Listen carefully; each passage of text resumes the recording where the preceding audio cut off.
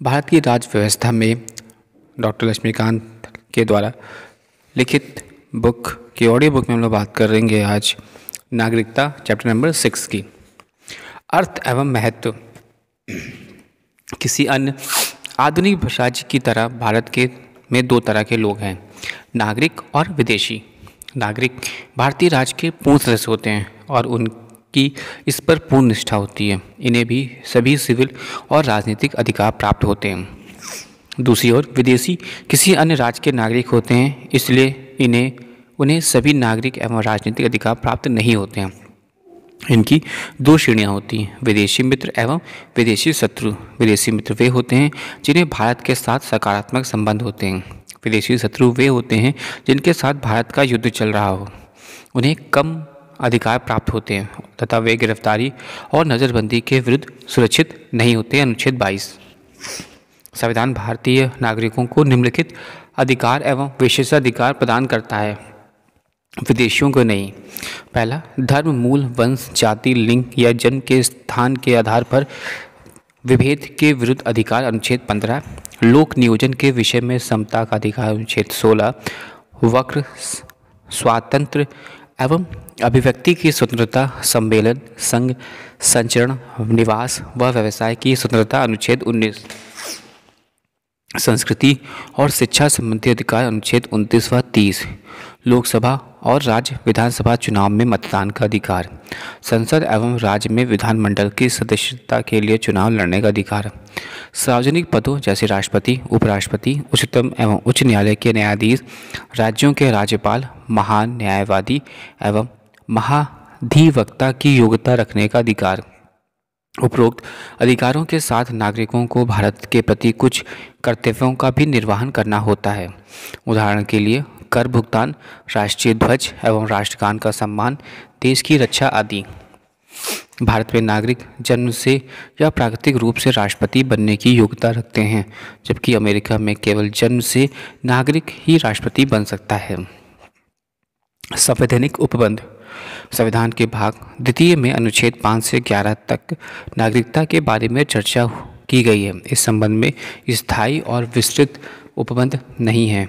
यह सिर्फ उन लोगों की पहचान करता है जो संविधान लागू होने के समय अर्थात 26 जनवरी 1950 भारत के नागरिक बने। इनमें न तो केवल अधिग्रहण एवं नागरिकता की हानि की चर्चा की गई है, यह संसद को इस बात का अधिकार देता है कि वह नागरिकता से संबंधित मामलों की व्यवस्था करने के लिए कानून बनाए। इसी प्रकार संसद ने नागरिकता अधिनियम 1955 को लागू किया, जिसका 1957, 1960, 1985, 1986, 1992, 2003, 2005 और 2015 में संशोधन किया। संविधान निर्माण के उपरांत 26 जनवरी 1950 संविधान के अनुसार 4 श्रेणियों के लोग भारत के नागरिक बने। पहला, एक व्यक्ति जो भारत का मूल निवासी है और 3 में से कोई एक शर्त पूरी करता है। ये शर्तें यदि उसका जन्म भारत में हुआ है या उसके माता पिता में से किसी एक का जन्म भारत में हुआ है या संविधान लागू होने के 5 वर्ष पूर्व से भारत में रह रहा हो।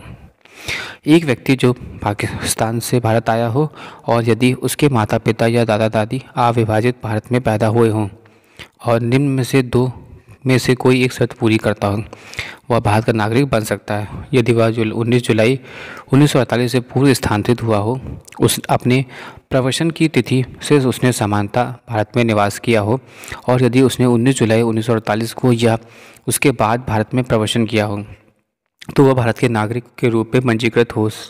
लेकिन ऐसे व्यक्ति का पंजीकृत होने के लिए 6 माह तक भारत में निवास आवश्यक है। अनुच्छेद 6 एक व्यक्ति जो 1 मार्च 1947 के बाद भारत में से पाकिस्तान स्थानांतरित हो गया है लेकिन बाद में फिर भारत में पुनर्वास के लिए लौट आए हैं, तो भारत का नागरिक बन सकता है। उसे पंजीकरण प्रार्थना पत्र के बाद 6 माह तक रहना होगा।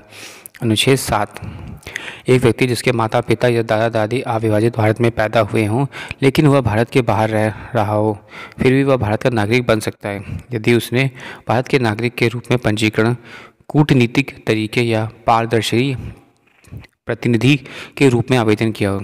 यह व्यवस्था भारत के बाहर रहने वाले और भारतीयों के लिए बनाई गई ताकि वे भारत के नागरिक ग्रहण कर सकें। अनुच्छेद 8 कुल मिलाकर ये व्यवस्थाएं नागरिकों की चर्चा करती है। पहला, व्यक्ति जो भारत के मूल निवासी हो सेकंड, व्यक्ति पाकिस्तान से स्थानांतरित हो। थर्ड, व्यक्ति पाकिस्तान स्थानांतरित हुआ हो लेकिन बाद में लौट आया हो। चौथा, भारतीय मूल का व्यक्ति जो बाहर रह रहा हो। नागरिकता संबंधी अन्य संवैधानिक प्रावधान इस प्रकार है। पहला, वह व्यक्ति भारत का नागरिक नहीं होगा या भारत का नागरिक नहीं माना जाएगा जो स्वेच्छा से किसी अन्य देश की नागरिकता ग्रहण कर लेगा। दूसरा, प्रत्येक व्यक्ति जो भारत का नागरिक है यह समझा जाता है यदि संसद इस प्रकार के किसी विधान का निर्माण करे। अनुच्छेद 10, संसद को यह अधिकार है कि वह नागरिकता के अर्जन और समाप्ति के साथ नागरिकता से संबंधित अन्य सभी विषयों के संबंध में विधि बना सकती है। अनुच्छेद 11, नागरिकता अधिनियम 1955 संविधान होने के बाद अर्जन एवं समाप्ति के बारे में उपबंध करता है। इस अधिनियम को अब तक 8 बार संशोधित किया गया। ये संशोधन इस प्रकार है। पहला, नागरिकता संशोधन अधिनियम 1957, निरस्त या रिपेलिंग एवं संशोधन अधिनियम 1960, नागरिकता अधिनियम 1985, नागरिकता अधिनियम 1986, नागरिकता संशोधन अधिनियम 1992, नागरिकता संशोधन अधिनियम 2003, नागरिकता संशोधन अधिनियम 2005 और नागरिकता संशोधन अधिनियम 2015। मूल रूप से नागरिकता अधिनियम 1955 ने भी राष्ट्रमंडल नागरिकता प्रदान की, लेकिन इस प्रावधान को नागरिकता संशोधन अधिनियम 2003 द्वारा निरस्त कर दिया गया था। नागरिकता का अर्जन, नागरिकता अधिनियम 1955 नागरिकता प्राप्त करने की 5 शर्तें बताता है, जैसे जन्म, वंशानुगत पंजीकरण, प्राकृतिक एवं छेद समाविष्ट करने के आधार पर। जन्म से भारत में 26 जनवरी 1950 को या उसके बाद, परंतु 1 जुलाई 1947 से पूर्व जन्मा व्यक्ति अपने माता पिता के जन्म की राष्ट्रीयता के बावजूद भारत का नागरिक होगा। भारत में 1 जुलाई या उसके बाद जन्मा व्यक्ति केवल तभी भारत का नागरिक माना जाएगा यदि उसके जन्म के समय उसके माता पिता से कोई एक भारत का नागरिक हो। इसके अलावा यदि किसी व्यक्ति का जन्म 3 दिसंबर 2004 के बाद भारत में हुआ हो तो वह उसी दशा में भारत का नागरिक माना जाएगा यदि उसके माता पिता दोनों उसके जन्म के साथ समय भारत के नागरिक हों या माता पिता में से कोई एक उस समय भारत का नागरिक हो और दूसरा अवैध प्रवासी न हो।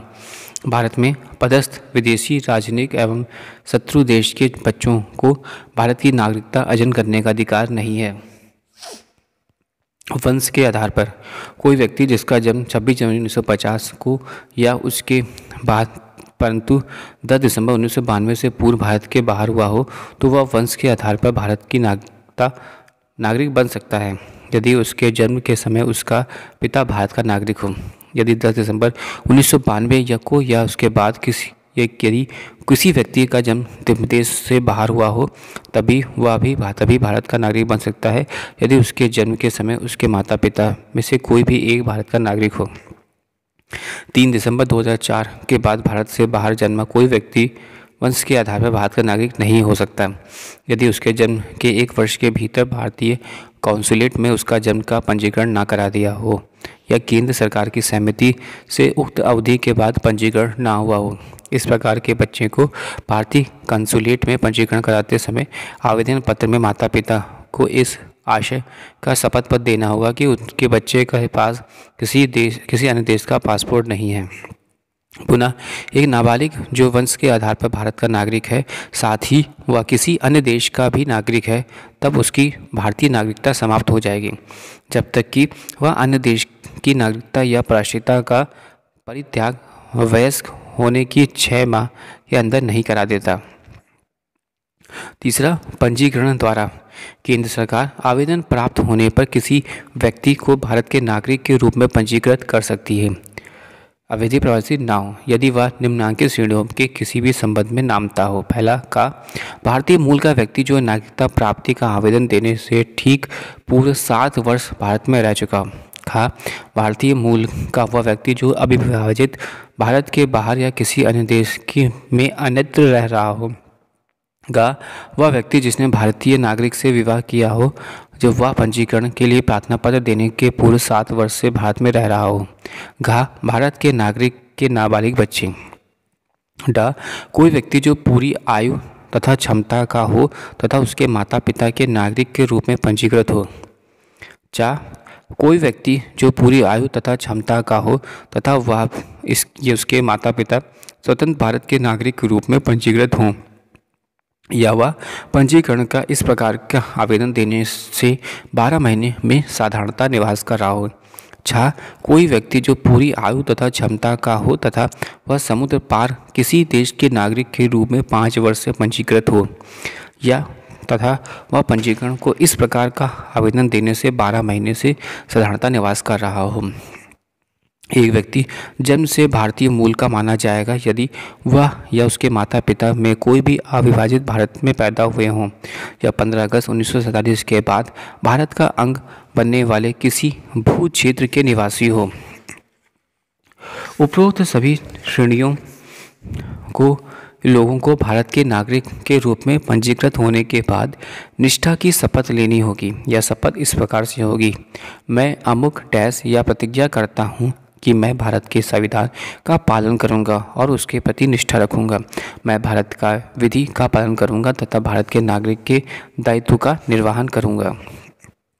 4, प्राकृतिक रूप से केंद्र सरकार आवेदन प्राप्त होने पर किसी व्यक्ति प्राकृतिक रूप से नागरिकता प्रमाण पत्र प्रदान कर सकती है यदि वह व्यक्ति निम्नलिखित योग्यताएं रखता है: का ऐसे देश से संबंधित नहीं हो जहां भारतीय नागरिक प्राकृतिक रूप से नागरिक नहीं बन सकते हों। खा यदि वह व्यक्ति किसी अन्य देश का नागरिक हो तो यह भारतीय नागरिकता के लिए आवेदन को स्वीकृत पर देश की नागरिकता का त्याग देगा। गा यदि वह भारत में रह रहा हो या भारत सरकार की सेवा में हो या इनसे कोई एक और थोड़ा कोई अन्य जो उसे नागरिकता संबंधी आवेदन देने में कम से कम 12 माह पूर्व से भारत में रहना हो रहा होना चाहिए। घा यदि 12 माह की इस अवधि से 14 वर्ष पूर्व से वह भारत में रह रहा हो या भारत सरकार की सेवा में हो या उनमें से थोड़ा एक में और थोड़ा अन्य में हो, इनकी कुल अवधि 11 वर्ष से कम नहीं होनी चाहिए। डा उसका चरित्र अच्छा होना चाहिए। चा कि वह संविधान की 8वीं अनुसूची में उल्लेखित भाषाओं का ज्ञाता हो। छा कि उसे प्राकृतिक रूप से नागरिकता का प्रमाण पत्र प्रदान किए जाने की स्थिति में वह भारत में रहने का इच्छुक हो या भारत सरकार सेवा या किसी अंतर्राष्ट्रीय संगठन में उसका भारत का सदस्य हो या भारत में स्थापित किसी सोसाइटी, कंपनी या व्यक्तियों का निकाय हो में प्रवेश या उसे जारी रखें। हालांकि भारत सरकार उपरोक्त प्राकृतिक शर्तों के मामलों पर एक या सभी पर दावा हटा सकती है यदि व्यक्ति की विषय सेवा, विज्ञान, दर्शन, कला, साहित्य, विश्व शांति या मानव उन्नति से संबंध हो। इस प्रकार से नागरिक बने हुए हर व्यक्ति को भारत के संविधान के प्रति निष्ठा की शपथ लेनी होगी। 5, क्षेत्र समाविष्टि द्वारा किसी विदेशी क्षेत्र द्वारा भारत का हिस्सा बनने पर भारत सरकार उस क्षेत्र से संबंधित विशेष व्यक्तियों को भारत का नागरिक घोषित करती है। ऐसे व्यक्ति उल्लेखित तारीख से भारत के नागरिक होते हैं। उदाहरण के लिए, जब पांडिचेरी भारत का हिस्सा बना तो भारत सरकार ने नागरिकता पांडिचेरी आदेश 1962 जारी किया। यह आदेश नागरिकता अधिनियम 1955 के तहत जारी किया गया। 6, असम समझौते से आच्छादित व्यक्तियों के लिए नागरिकता का विशेष प्रावधान नागरिकता संशोधन अधिनियम 1985 में असम समझौते आच्छादित व्यक्तियों की नागरिकता के लिए निम्नलिखित विशेष प्रावधान करता है।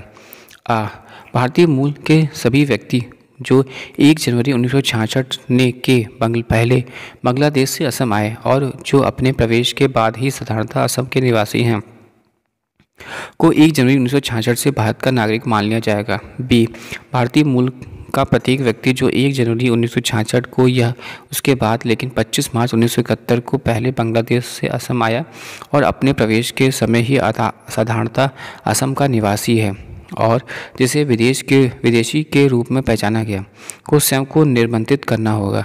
ऐसे निर्बंधित व्यक्ति भारत का नागरिक मान लिया जाएगा। सभी उद्देश्यों के लिए विदेशी के रूप में पहचाने जाने के बाद 10 वर्षों की अवधि की समाप्ति की तारीख के बीच, लेकिन इन 10 वर्षों के बीच अवधि में उसे भारत के नागरिक के समान ही अधिकार होंगे, लेकिन मत देने का अधिकार नहीं होगा। नागरिकता की समाप्ति। नागरिकता अधिनियम 1955 में अधिनियम या संवैधानिक व्यवस्था के अनुसार प्राप्त नागरिकता खोने के 3 कारण बताए गए हैं। पहला, त्यागना, बर्खास्तगी और वंचित करना। स्वैच्छिक त्याग। एक भारत नागरिक जो पूर्ण आयु और समता का हो, ऐसी घोषणा के उपरांत वह भारत का नागरिक नहीं रहता, अपनी नागरिकता को त्याग सकता है। यदि इस तरह से घोषणा तब हो जो भारत में युद्ध में व्यस्त हो या केंद्र सरकार के उसके पंजीकरण को एक तरफ रख सकती है। जब कोई व्यक्ति अपनी नागरिकता का परित्याग करता है तो उस व्यक्ति को प्रत्येक नाबालिग बच्चा भारतीय नागरिक नहीं रहता। यद्यपि इस बच्चे की उम्र 18 वर्ष भारतीय होने पर वह भारत का नागरिक बन सकता है। बर्खास्तगी के द्वारा। यदि कोई भारतीय नागरिक स्वेच्छा से किसी अन्य देश की नागरिकता ग्रहण कर ले तो उसकी भारतीय नागरिकता को स्वयं बर्खास्त हो जाएगी। हालांकि यह व्यवस्था तब लागू नहीं होगी जब भारत में युद्ध में व्यस्त हो। वंचित करने द्वारा। केंद्र सरकार द्वारा भारतीय नागरिकों को आवश्यक रूप से बर्खास्त करना होगा। पहला, यदि नागरिकता फर्जी तरीके से प्राप्त की गई हो। दूसरा, यदि नागरिक के संविधान के प्रति अनादर जताया हो। तीसरा, यदि नागरिक ने युद्ध के दौरान शत्रु के साथ गैर कानूनी रूप से संबंध स्थापित किया हो या उसे कोई राष्ट्र विरोधी सूचना दी हो। चौथा, पंजीकरण या प्राकृतिक नागरिकता के 5 वर्ष के दौरान नागरिक को किसी देश में 2 वर्ष की कैद हुई हो। नागरिक समान रूप से भारत के बाहर 7 वर्षों से रह रहा हो। एकल नागरिकता। यद्यपि भारतीय संविधान संघीय है और इसने दोहरी राज पद्धति केंद्र एवं राज्य को अपनाया है, लेकिन इसमें केवल एकल नागरिकता की व्यवस्था की गई है, अर्थात भारतीय नागरिकता। यहाँ राज्यों के लिए कोई पृथक नागरिकता की व्यवस्था नहीं है। अन्य संघीय राज्यों जैसे अमेरिका एवं स्विट्जरलैंड में दोहरी नागरिकता को व्यवस्था को अपनाया गया है।